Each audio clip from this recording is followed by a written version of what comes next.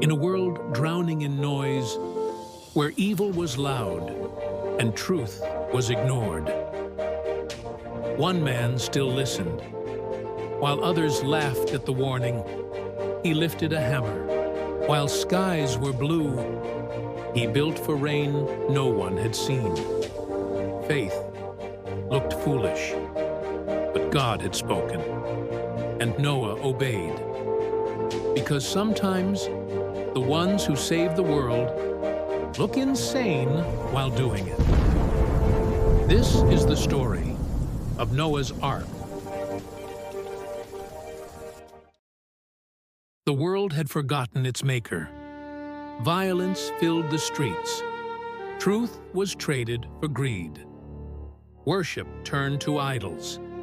Man did whatever seemed right in his own eyes. Children were taught to hate. Leaders lived for power. Blood was shed for sport.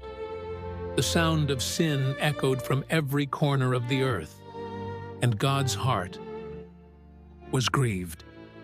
But one man still walked with him, Noah. It wasn't thunder or flame. It wasn't a shout from the heavens. It was quiet, still, a whisper in Noah's soul. Noah, build an ark. He'd never seen rain. No one had. But the voice of God needed no explanation. It needed obedience. So he built, not for applause, not for attention, but for faith. The people came to watch, not to help, but to laugh. What are you building, Noah? A ship? Out here? There's not a cloud in the sky. They scoffed. They mocked. Children mimicked him in the streets. Leaders used him as a joke in their speeches. But Noah just kept hammering. Each beam he lifted was a sermon. Each nail, a warning. The ark rose like a mountain from the plain. 3 stories high, massive, impossible without God. It smelled of sawdust and pitch. Its sides were curved like the hull of hope. Noah's hands ached, his feet blistered, but his heart was steady. Because obedience isn't always loud. Sometimes it just keeps going.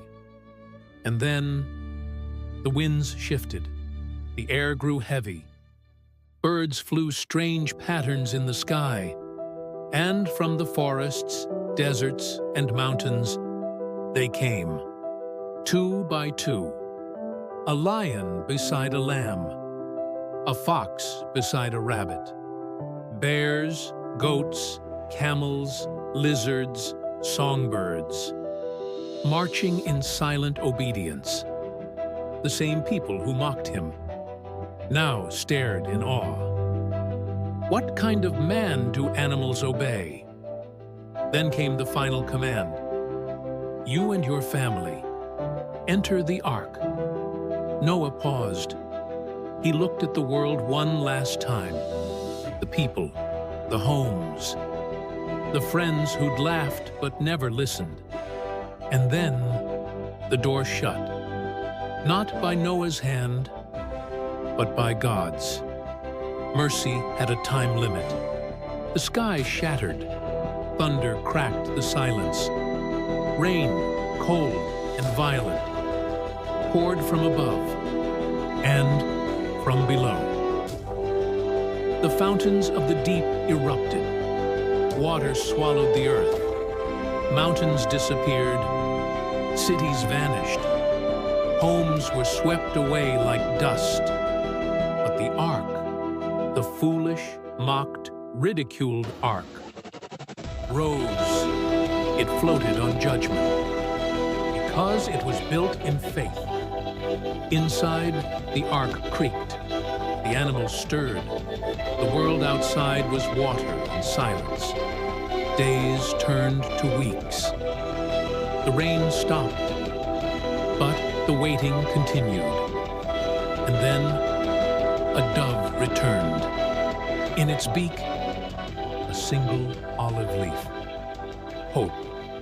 Noah stepped onto dry ground. He didn't build a house. He built an altar. And God, who had judged the world, smiled. He painted a bow across the sky, not a weapon, but a promise. Never again. Not like this. Because obedience still saves, and grace still speaks. The Lord is faithful to all His promises, and loving toward all He has made. Psalm 145:13. Share this with someone who needs to hear it. And subscribe for more Bible stories, one miracle at a time.